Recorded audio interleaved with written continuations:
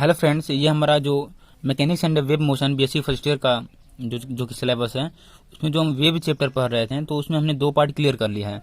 उन 2 पार्ट में हमने जनरल इक्वेशन ऑफ वेव देखा और डिफरेंशियल इक्वेशन ऑफ वेव को पढ़ लिया है। ठीक है, और अब हम पढ़ रहे हैं डिफरेंशियल इक्वेशन ऑफ वेव के बाद equation of plane progressive wave. ठीक है, यदि इसके पहले वाला वीडियो आप नहीं देखे हो तो डिस्क्रिप्शन में लिंक दिया हुआ है, वहां से जाकर आप इसका दूसरा और पहला पार्ट देख लें। ठीक है, तो हमारा ये तीसरे पार्ट में है डिफरेंशियल इक्वेशन ऑफ वेव के बाद equation of plane progressive wave का नंबर आता है। ठीक है, तो सबसे पहले हम ये देखेंगे कि ये है क्या चीज़। ठीक है, और उसके बाद हम डेरिवेटिव करेंगे, इसका इक्वेशन जो आएगा इक्वेशन भी हम देखेंगे। ठीक, तो सबसे पहले देखिए यहाँ लिखा है in progressive wave there is always a transmission of energy along with direction of propagation of the wave. ठीक है, यानी प्रोग्रेसिव वेव में जो है एनर्जी का ट्रांसमिशन होता है। ठीक है, एनर्जी का ट्रांसमिशन होता है और वो भी किस डायरेक्शन में, उसी डायरेक्शन में होता है जिस डायरेक्शन में वेव हमारी परफॉर्म कर प्रोपोगेट कर रही है। ठीक है, जैसे हम ग्राफ बनाते हैं, ग्राफ से आपको अच्छी तरह समझ में आएगा। देखिए एक्सिस जब हम यहाँ दर्शाएंगे, शो हो रहा है ना, हाँ, तो यहाँ समझिए हमारे ये क्या है, एक्स एक्सिस है और ये वाई एक्सिस है। चलिए यहाँ डिनोट कर देते हैं, ये एक्स है ये वाई है। चलिए तो देखिए ये हमारा ओरिजिन है ओ, यहाँ लिखा है let the source of the wave situated at origin O. तो जो हमारा सोर्स है वेव का वो ओरिजिन ओ पे सिचुएटेड है यहाँ पे। ठीक, अच्छा, जो क्या कर रहा है, सिंपल हार्मोनिक मोशन कर रहा है। SHM mean simple harmonic motion, ये एसएचएम का पूरा नाम होता है सरल आवर्त गति। ठीक है, सिंपल हार्मोनिक मोशन। तो यहाँ पे जो हमारा वेव है ये सिंपल हार्मोनिक मोशन कर रहा है। ठीक है, तो चलिए इसको हम दर्शा देते हैं, सिंपल हार्मोनिक मोशन कर रहा है। तो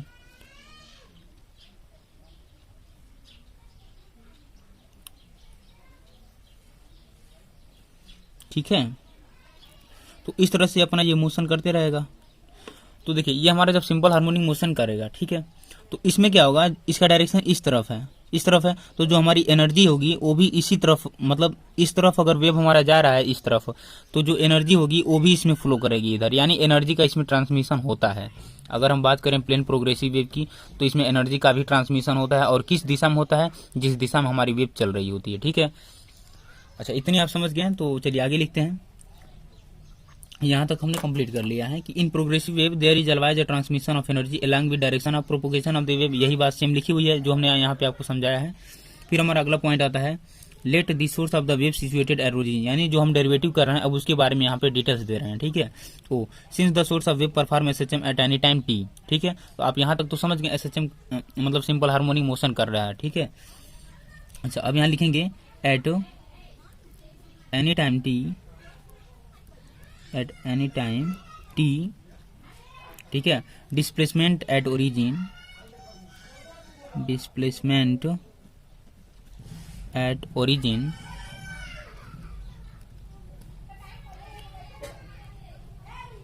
Y naught is equal to, यहाँ पर हम वाई वो कर देते हैं। ठीक है, ए साइन ओमेगा टी।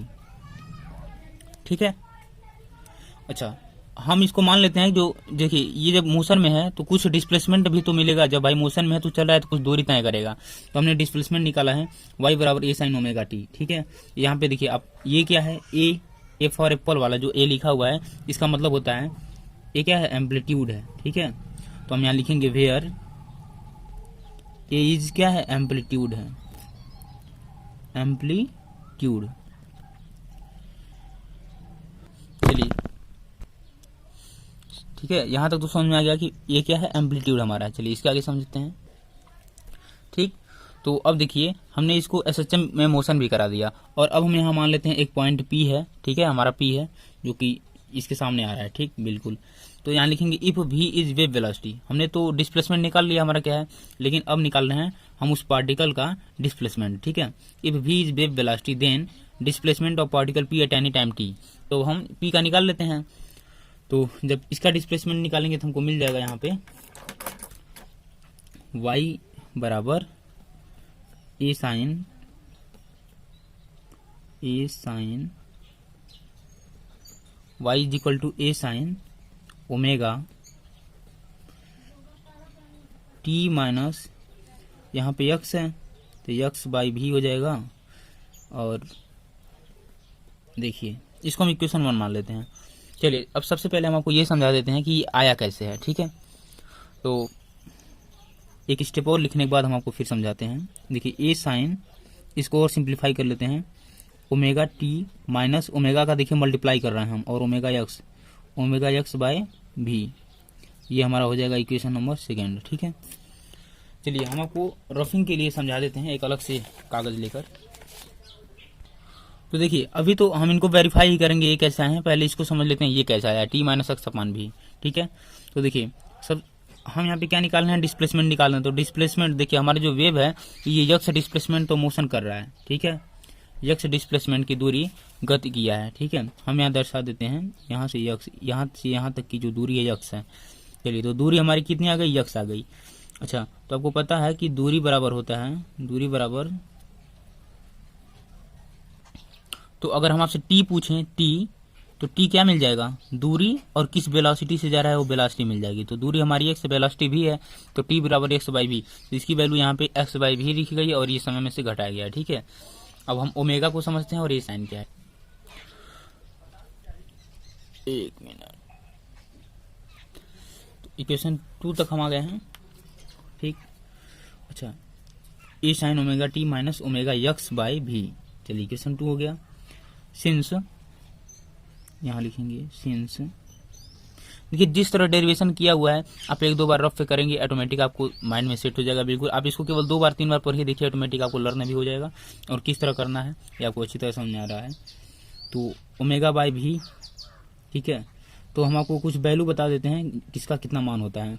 तो ओमेगा बाई भी हम यहाँ से अगर देखें तो एक ओमेगा बटे भी मिल रहा है, यक्स तो है ही, तो पहले हम ओमेगा बटे भी की वैल्यू निकाल लेते हैं। किसकी वैल्यू होता है 2 पाई, ठीक है, भी बटे म्यू, यहाँ देखिए म्यू यहाँ हो जाएगा लेमडा। ठीक, तो ओमेगा बटे भी की वैल्यू आ जाएगी 2 पाई, और इससे देखिए ये दोनों तो कट जाएंगे, ये दोनों 2 पाई बाई लेमडा। ठीक है, अच्छा अब यहाँ देखिए 2 पाई बाई लेमडा को के लिखते हैं, क्योंकि के बराबर क्या होता है 2 पाई बाई लेमडा होता है। सॉरी ये दिख नहीं रहा था आपको, अब दिख रहा है। ओमेगा बटे भी बराबर 2 पाई बाई लेमडा आ गया यहाँ पे, और 2 पाई बाई लेमडा को के लिखते हैं। तो अगर हम पूछे आपसे के, इसके स्थान पर हम क्या लिख सकते हैं, 2 पाई बाई लेमडा के स्थान पर हम के लिख सकते हैं, और के बराबर आ जाएगा ओमेगा बाई भी। तो ये हमको मिल गया के की वैल्यू। ठीक है,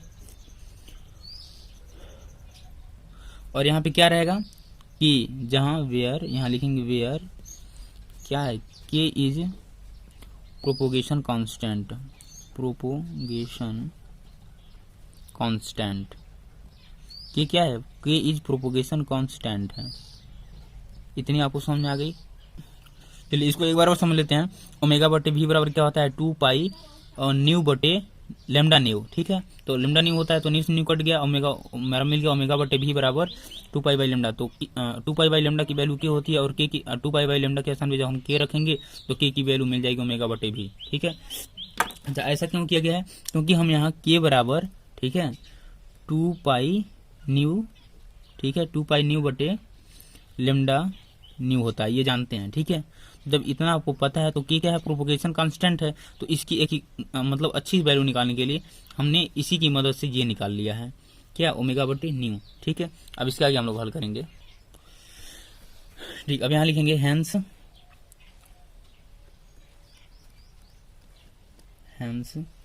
फ्रॉम इक्वेशन 2, मतलब इस तरह से लिखा था वहां पे। तो हम इक्वेशन 2 आपको पता है कितना था, A sine omega T minus omega X by V, कुछ नहीं किया गया। जो इक्वेशन 1 है उसमें ओमेगा जो है हम उसी को मल्टीप्लाई करते हैं ब्रैकेट हटाकर, तो omega T minus omega x बटे भी है।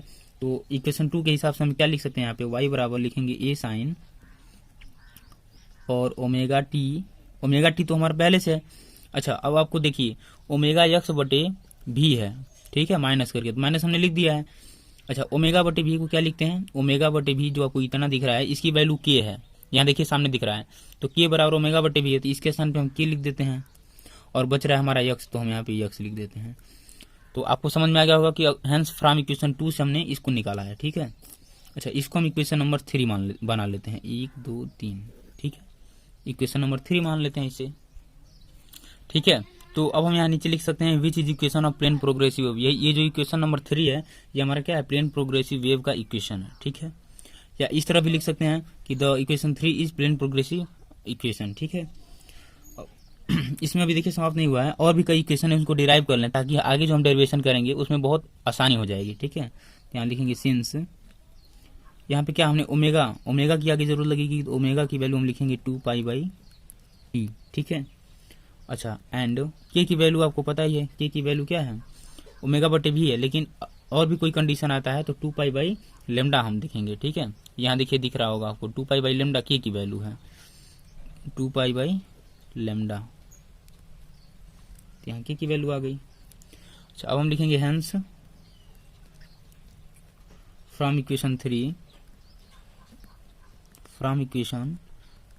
3 वी गेट। ठीक है, चलिए अब फ्रॉम इक्वेशन 3 क्या हमारा है, y बराबर a sin omega T minus के एक्स। देखिए बहुत आसान ये भी है, तो a sin और यहाँ पे क्या है, देखिए यहाँ तक तो हमने वैसे ही उतार दिया। ठीक है, अब यहाँ पे क्या है, ओमेगा टी है, ओमेगा की वैल्यू आपको पता है कितनी है, ओमेगा के स्थान पे हम 2π/t लिख सकते हैं, 2π/t लिख लेंगे, और ये क्या है, स्मॉल टी है, तो स्मॉल टी को यहाँ लिख देंगे। अच्छा, माइनस का है, के की वैल्यू क्या है, के की वैल्यू है 2π/λ, और उसके बाद यक्स है हमारा, इतना आ जाएगा। ठीक है,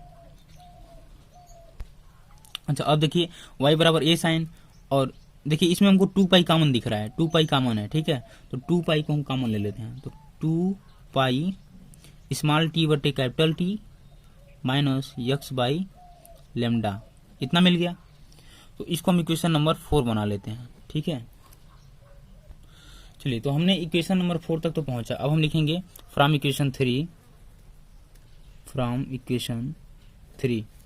ठीक है, तो इक्वेशन 3 के हिसाब से अब हम इसको लिखेंगे y बराबर a sin 2π/t। ठीक है, माइनस 2π/λ, और यहाँ पे यक्स।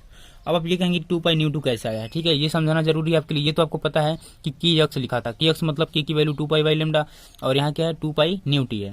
तो देखिए यहाँ पे लिखा था ओमेगा टी था, चलिए ओमेगा के स्थान पे आपको पता है 2π/λ, इस तरह से लिख सकते हैं, ओमेगा के स्थान पे 2π/λ और यहाँ टी आ जाएगा। ठीक है, चलिए, तो 2π तो 2π है, हमने इसको रहने दिया ऐसे, देखिए 2π यहाँ है, 2π रहने दिया। अच्छा, 1/λ की जो वैल्यू होती है हमारी, सॉरी यहाँ पे लेमडा नहीं टी है, तो ओमेगा की वैल्यू 2π/t होती है, और यहाँ स्मॉल टी होता है। ठीक है, तो ओमेगा के स्थान पे हम 2π/t लिख सकते हैं, तो देखिए तो 2π हमारा आ गया यहाँ पे, ये जो 2π दिया था, स्मॉल टी पहले से है, तो बच रहा है क्या, केवल बच रहा है 1/T। तो 1/T की वैल्यू होती है न्यू। ठीक है, इसको आप लर्न कर लीजिएगा कि 1/T की वैल्यू न्यू होती है, तो इसकी मदद से हम यहाँ 2π/t लिखे हैं। अब तो आप समझ गए होंगे ना, ये रफ कार्य है, ये रफ है, इसको क्रॉस कर देते हैं, ये हमारा ओरिजिनल है।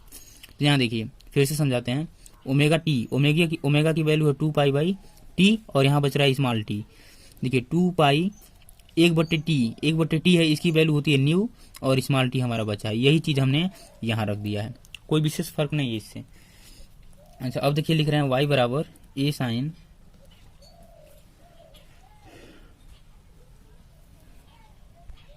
ठीक है, a sin, उसके बाद 2π, ठीक है, 2π न्यू स्मॉल टी बटे लैम्डा माइनस 2π/λ इंटू यक्स। ठीक है, चलिए एक स्टेप और आगे चलते हैं, y बराबर a sin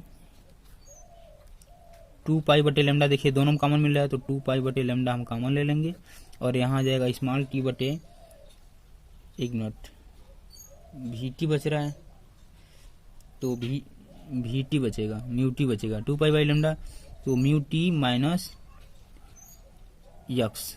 ठीक है, इतना कॉमन मिल जाएगा हमको, और ये हमारा होगा इक्वेशन नंबर 5 हो जाएगा।